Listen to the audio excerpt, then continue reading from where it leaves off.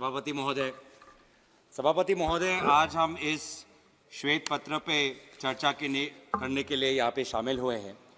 और सर, ये सरकार इवेंट मैनेजमेंट में माहिर है और इवेंट मैनेजमेंट का एक उदाहरण आज हमें देखने को मिला, क्योंकि ये श्वेत पत्र एक श्वेत पत्र नहीं है, एक इलेक्शन स्टंट है, एक चुनावी एक ड्रामा है। ये अपने सरकार के जितने भी विफलताएं हैं उसको छुपाने का ये बहुत एक प्रयत्न है, एक साजिश है। लेकिन लोग इस साजिश में पड़ने नहीं वाले। लोग आपके श्वेत पत्र पे विश्वास नहीं करते, शायद आप ही के दल के सदस्य विश्वास नहीं करते, इसीलिए आज कोरम भी नहीं था, लोग बाहर चले गए, क्योंकि ये बातें ना सिद्ध हुई है ना प्रमाणित हुई है। और बार बार ये 10 साल से ये बार बार लोगों के सामने ये अपने झूठे अफवाह लेके जाते हैं। लेकिन उसके पश्चात भी भ्रष्टाचार पे ये बहुत इन्होंने अपनी बात रखी और बहुत हम पे आरोप भी लगाए। तो सर, जिस प्रकार से आज ये 10 साल से काम कर रहे हैं, अगर भ्रष्टाचारियों को किसी ने पनाह दिया है तो आपकी सरकार ने दिया है। अगर भ्रष्टाचारियों को किसी ने पनाह दिया है तो आपके दल ने दिया है। अब मैं भी सत्ता पक्ष की तरह कुछ मैं उदाहरण लेना चाहूँगा। महाराष्ट्र, सर, महाराष्ट्र तो एक आदर्श, एक इनका एक उदाहरण है कि किस प्रकार से भ्रष्टाचारियों को पनाह देते हैं। मुझे तो कभी कभी अफसोस महसूस होता है, महाराष्ट्र के इनके एक सांसद हैं डॉक्टर किरीट सोमैया, बहुत उन्होंने आवाज़ उठाई भ्रष्टाचारियों के खिलाफ, लेकिन मुझे भी दुख होता है आज जिनके खिलाफ उन्होंने आवाज़ उठाई, आज उनके दफ्तरों में जाकर सलाम करना पड़ता है। सर, एक महाराष्ट्र के एक नेता हैं जो पहले शिवसेना और कांग्रेस के थे, उन पे 300 करोड़ का मनी लॉन्ड्रिंग का चार्ज लगा था। इन्फोर्समेंट डायरेक्टरेट ने उन पे मनी लॉन्ड्रिंग का केस लगाया था अविग्न ग्रुप को लेके। लेकिन वे व्यक्ति जब वो अपने दल को भाजपा के साथ 2019 में शामिल किए तो वही का वही ईडी का फाइल बंद। सर, एक और उदाहरण देता हूं पश्चिम बंगाल का। नारधा को लेके इन्होंने बहुत से एक स्टिंग ऑपरेशन वहां पे बहुत चर्चित हुई थी। नारधा को लेके इन्होंने बड़े नेताओं का नाम लिया था, पर एक विशेष नेता जब बीजेपी में शामिल हो जाता है और उनके विधायिनी दल का सभापति बन जाता है तो उस पे नारधा का जो कलंक उसका साफ हो जाता है। असम में, सर, असम में इन्होंने 2015 में एक बीजेपी ने एक बुकलेट निकाला था, saga of scams. Saga of scams में एक विशेष व्यक्ति का उन्होंने उल्लेख किया था जो लुइस बर्जर इंटरनेशनल स्कैम के साथ, वाटर सप्लाई स्कैम के साथ एक विशेष व्यक्ति का नाम इन्होंने लिया था। कहा था कि जब उनकी सरकार आएगी तो उस विशेष व्यक्ति पर बहुत वो जुल्म करेंगे, उस पर जेल में जाएंगे। और हुआ क्या, वो विशेष व्यक्ति आज इनके दल में शामिल होके अब असम का मुख्यमंत्री बन गया। आज ऐसा हो रहा है सर। आज सर, छत्तीसगढ़ में जब इनकी सरकार थी, छत्तीसगढ़ में जब इससे पहले जब डॉक्टर रमन सिंह जी की सरकार थी, तो ये बहुत कहते थे उस समय कि हम काला धन का पैसा बाहर से वापस ले आएंगे। लेकिन पनामा पेपर्स में जब उस समय के छत्तीसगढ़ मुख्यमंत्री के बेटे का नाम उल्लेख हुआ तो पनामा पेपर्स सब ये भूल गए। मेघालय में सर दुख होता है सर कि कभी कभी गृह मंत्री अमित शाह जी को भी अपने बातों को उनको शायद कभी कभी व्यक्त करते हुए शायद उनको भी अफसोस होता है कि उनके मुंह से क्या शब्द निकल गया। क्योंकि हाल में ही जब मेघालय में जब चुनाव हुआ तो गृह मंत्री अमित शाह जी मेघालय जाके बोलते हैं कि वहां की सरकार दुनिया में, देश में सबसे भ्रष्ट सरकार है। और फिर क्या हुआ, जब चुनाव में देखा कि भाजपा को कोई एक विधायक मिला तो उसी सबसे भ्रष्ट सरकार में ये शामिल हो गए। सर, मणिपुर में अफसोस है कि मुख्यमंत्री के कार्यालय से एक ड्रग से जुड़े हुए एक मुजरिम को रिहाई करने का निर्देश मणिपुर में निर्देश जाता है मुख्यमंत्री के कार्यालय से। कर्नाटक में सर इनकी 40% की सरकार थी। कर्नाटक के जो प्रजा थी जागरूक हुई और सरकार को उखाड़ फेंका। बार बार ये विभिन्न जो यूपीए के टाइम में सीएजी रिपोर्ट के आधार पे जो कुछ अलग अलग अफवाहें निकलती थी उस पर ये बात बहुत आपत्ति जताते हैं।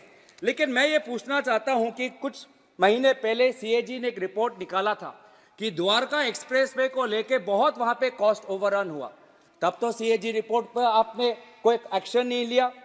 रिपोर्ट में आया, एक दूसरे रिपोर्ट में सर आयुष्मान भारत को लेकर कि किस प्रकार का आज भ्रष्टाचार आयुष्मान भारत में हो रहा है। सर आयुष्मान भारत में ऑडिट में लिखा गया कि लगभग 7.5 lakh beneficiaries have been registered with the same mobile number और कोई इन्वेस्टिगेशन नहीं। 7.5 lakh people have been registered with the same mobile number और ये सरकार सो रही है। वही रिपोर्ट में लिखा है कि लगभग 88,000 लगभग 90,000 लोग जो मर चुके हैं उनके नाम पर क्लेम जा रहा है और उस पर कोई कार्रवाई नहीं। ये लोग सो रहे हैं। सर और भी मैं उसके उदाहरण देना चाहता हूं सर, किस प्रकार का इनका वॉशिंग मशीन काम करता है। मैं नाम नहीं लेना चाहूंगा कि सर अगेन दोबारा महाराष्ट्र में आता हूं। महाराष्ट्र में सर एक पब्लिक ट्रस्ट महिला उत्कर्ष प्रतिष्ठान, इसको लेकर ईडी ने ये चार्ज दिया कि ये मनी लॉन्ड्रिंग का एक जरिया बन गया और उस ट्रस्ट को लेके जिस पर पहले ईडी कार्रवाई कर रही थी, जब वो शिंदे कैंप में उस सदस्य का शामिल हो जाता है तो ईडी का फाइल बंद।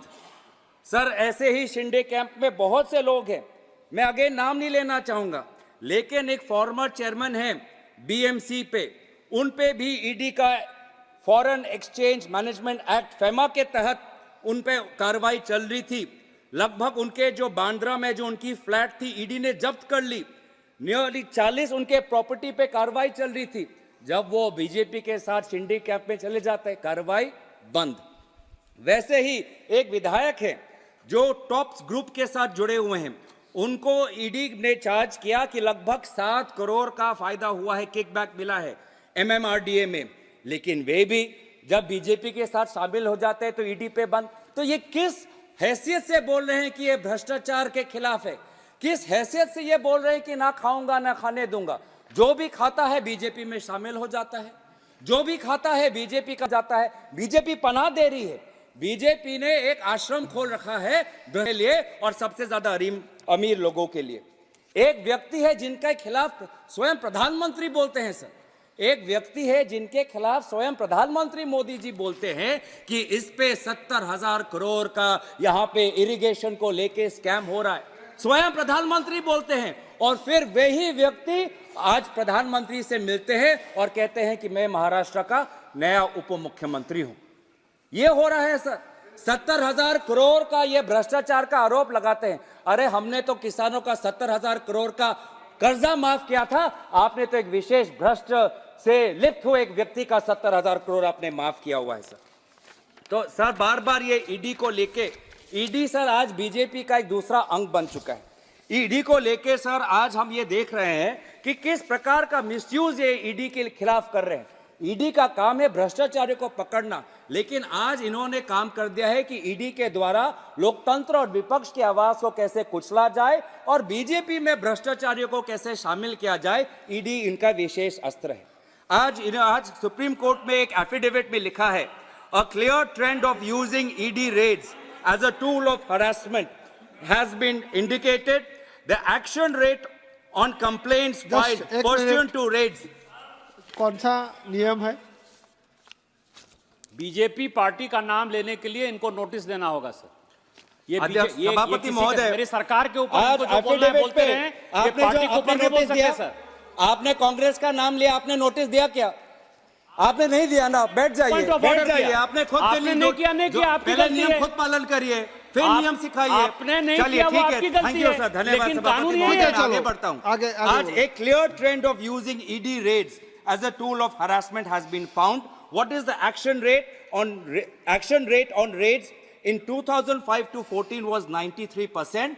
Now the action rate on raids has reduced to 29%. मतलब ये सारे raids जो कर रही है ईडी सारे से ज्यादा politically motivated. Only 23 convictions under the PMLA Act have been secured. Even the number of cases registered by the ED under the PMLA have risen exponentially. 2013 में 209 और 2021 में 1180, लेकिन कन्विक्शन इतना कम क्यों? क्योंकि ये सारे रेड्स पॉलिटिकली मोटिवेटेड। इस ईडी पे खुद अब सुप्रीम कोर्ट टिप्पणी दे रही है। सुप्रीम कोर्ट क्या कहती है? अगस्त 23, 2023 को the court stated that ED can not act as a law unto itself. October 4, 2023, ED, Supreme Court ED पे क्या कहती है? The probe agency cannot be vindictive and must be seen to act with highest degree of fairness. Sir ये मैं नहीं कर रहा, court कह रही है ईडी पे, और ये बोलते हैं कि ये भ्रष्टाचारी के खिलाफ है। सर ये अगर ईडी का काम करते, ईडी को काम करने देते, तो जो भी लोग आज विदेश में फरार हो चुके उनको आज ये पकड़ते। सर विदेश में लगभग ऐसे 31 लोग हैं सर, 31 ऐसे लोग हैं जिन्हें 40,000 का कर्ज है, आज उनको ईडी पकड़ नहीं रही। उसमें से कौन है? उसमें से पहले हैं हमारे नीरव मोदी जी। नीरव मोदी जी पे नीरव मोदी 12,000 करोड़ का फ्रॉड है, उनको ईडी नहीं पकड़ रही। विजय माल्या पर 9,000 का उन पर फ्रॉड है, उनको नहीं पकड़ रही। मेहुल भाई तो आपके के करीब है, मेहुल भाई पे भी आज 12,000 का ये उन पे भी फ्रॉड है। जतिन मेहता विंसम डायमंड, हीरे के वित्त मंत्री ने हीरा का उल्लेख किया था, तो एक विंसम हीरा है। एक सर बोलने दीजिए, मेरे पास पार्टी का समय है सर। जतिन मेहता जो विंसन डायमंड्स हैं, 7,000 करोड़ ऊपर कर्ज है, फ्रॉड है, नहीं पकड़ते। ललित मोदी 125 करोड़ का आज उन पे फ्रॉड है, नहीं पकड़ते। स्टर्लिन बायोटेक के चेतन संदेशारा, नितिन संदेशारा 5,000 करोड़ का फ्रॉड है, नहीं पकड़ते। आशीष जोबान पूतरा एबीसी कॉर्डस्पिन के मालिक हैं, 770 करोड़ का उन पे फ्रॉड है, नहीं पकड़ते। डायमंड ट्रेडर रितेश जैन, समाप्त कीजिए सर, बोलने दीजिए सर।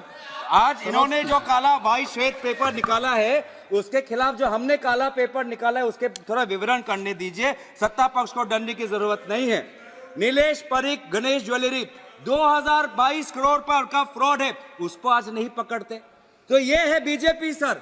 जितने भी अमीर है जिन्होंने भ्रष्टाचारी किया हुआ है, जाओ विदेश जाओ। अगर मोदी जी इतने बड़े विश्वगुरु हैं, आज मोदी जी अगर इतने बड़े दुनिया में उनकी ताकत है, तो ये विदेश में छुपे हुए लोगों को वापस क्यों नहीं लाते? इन वापस क्यों नहीं ला सकते? सर मुझे और 5 मिनट दीजिए। 5 मिनट नहीं होगा सर, आप क्यों कैसे आवाज बंद? हमारे पार्टी का समय है, आप हमारे पार्टी पे हम पे छोड़ दीजिए सर। अगर मोदी जी इतने बड़े विश्वगुरु हैं, तो ये जो बाहर जो लोग हैं जिन्होंने 40,000 करोड़ लूटा हुआ है, उसको क्यों नहीं ला सकते? अडानी को लेकर सर अब मैं बोल दूंगा, मुझे 5 मिनट दीजिए। आज मेरे पास पार्टी का टाइम है सर, मैं पार्टी का टाइम है सर। अभी तक हमारे पहले स्पीकर ने 20-25 मिनट लिया। बहुत अडानी है, अडानी परिवार, अडानी परिवार। आप कंक्लूड कीजिए। आपने जैसे अडानी, आपने जैसे परिवार का नाम लिया, तो मैं भी अडानी परिवार का नाम ले रहा हूं।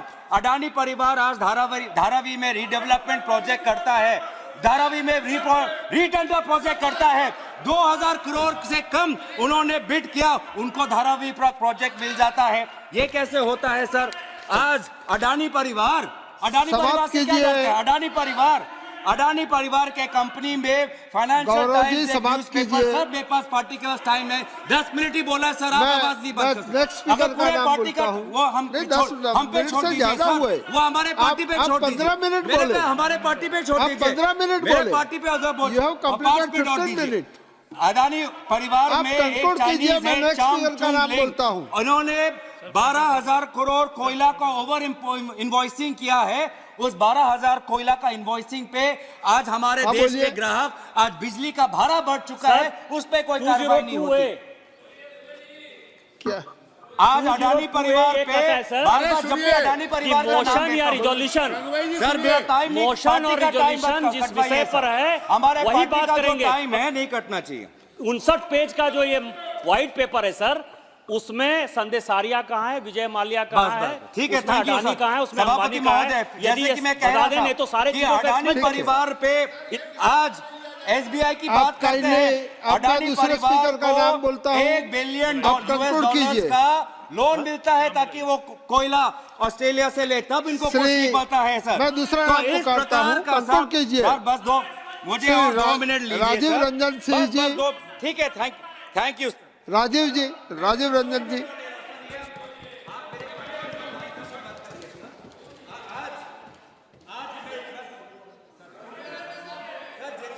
समाप्त कीजिए। तो ठीक है सर, जितने भी कंक्लूड इट।